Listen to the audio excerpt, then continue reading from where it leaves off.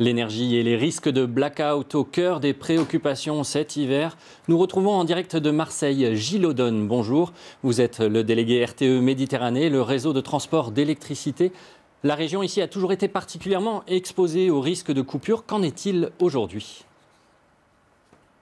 Bonjour, donc la région aujourd'hui, Côte d'Azur, est au même niveau de sécurité que l'ensemble des régions françaises, que l'ensemble des territoires.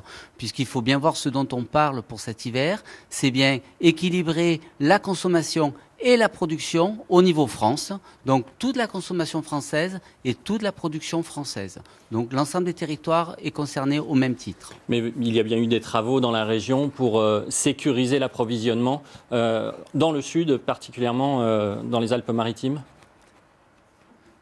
Tout à fait. La situation que vous exposez, c'était une situation qui était là avant 2015. Depuis 2015, des travaux ont été réalisés afin de sécuriser les départements du Var et des Alpes-Maritimes pour les rendre justement au même niveau de sécurisation que l'ensemble des territoires français. Donc depuis 2015, ce n'est plus le sujet principal, mais là pour l'instant, c'est vraiment équilibrer la production et la consommation en France. Alors justement, quels sont les risques de coupure pour cet hiver ?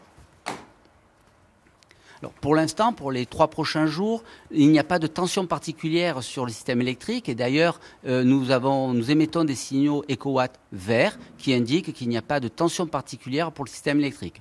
Pour les jours à venir, on va réviser ces signaux, mais tous les signes nous laissent à penser que jusqu'à les quelques jours, dans la fin de l'année, il n'y aura pas de tension particulière. Pourquoi ? Parce que tout d'abord, la consommation que j'évoquais tout à l'heure est en baisse importante et significative, puisque par rapport au mois dernier, on a perdu à peu près entre 6 et 7%, et même 8% de consommation sur la semaine passée.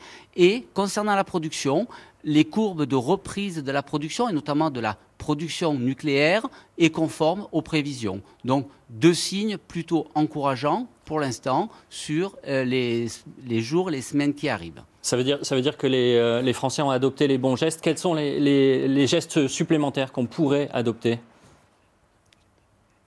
Les gestes supplémentaires, principalement, c'est le chauffage.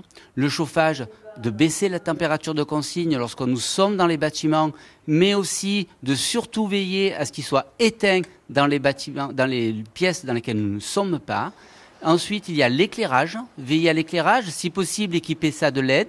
Équiper ces bâtiments de LED. Et puis enfin, entre 18h et 20h, la cuisson, ce serait bien si on pouvait la décaler ou faire attention à la cuisson. Ça, c'est pour les foyers. Ce sont les gestes principaux que les personnes peuvent faire. Bien sûr, tous les autres gestes seront aussi les bienvenus à partir du moment où ils permettront de réduire la consommation d'électricité. Eh bien, merci Monsieur Audonne et merci à nos collègues de Marseille, Adrien Gavazzi et Xavier Schuffenecker pour les moyens de direct.